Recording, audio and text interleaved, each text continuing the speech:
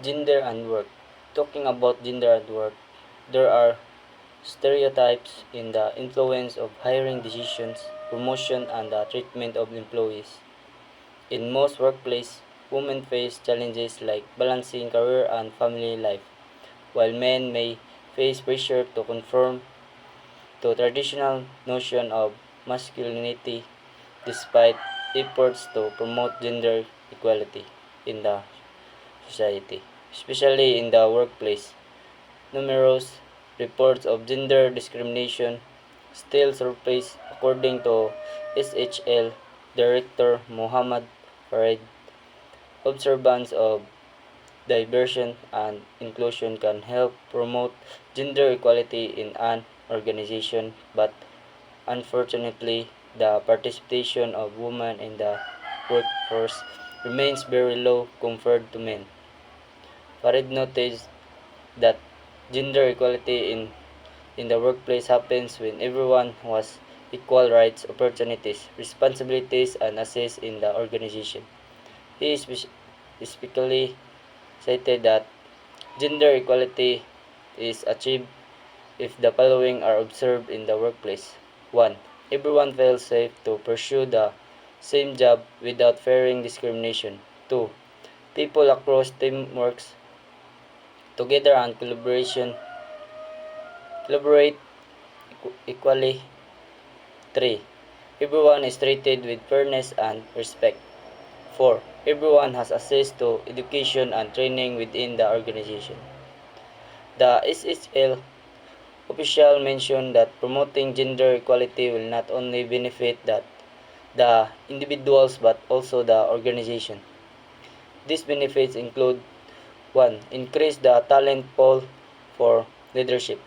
SHL findings reveal that out of 27 challenges, women outperformed men in 21 of those.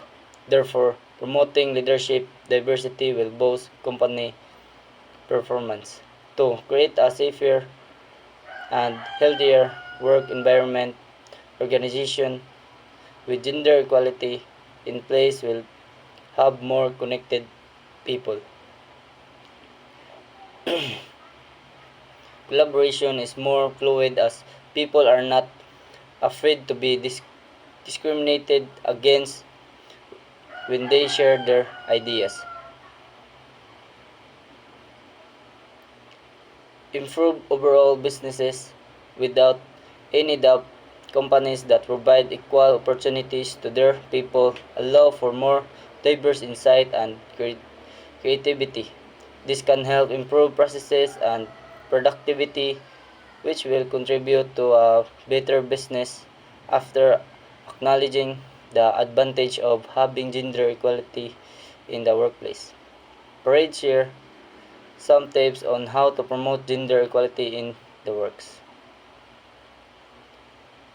5 ways to promote gender equality in the workplace.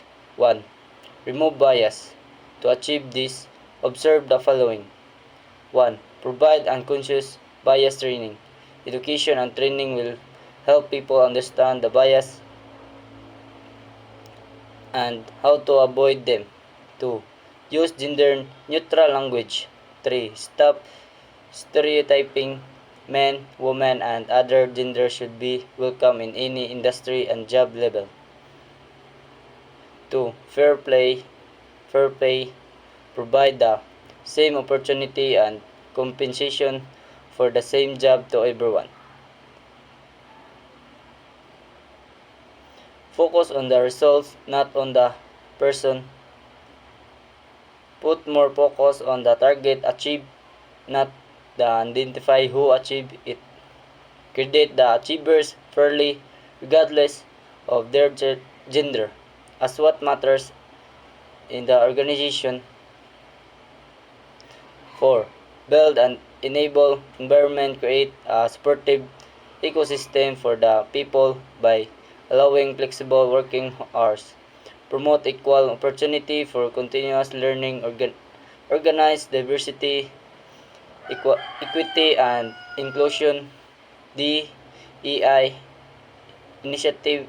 initiatives and empower for Empower your people with the right tools and resources so they can perform on the base of their skills and capability.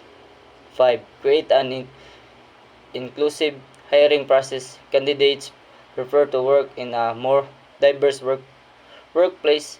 Therefore, it is important for hiring managers and recruiters to ensure they see the company's diversity and inclusion efforts.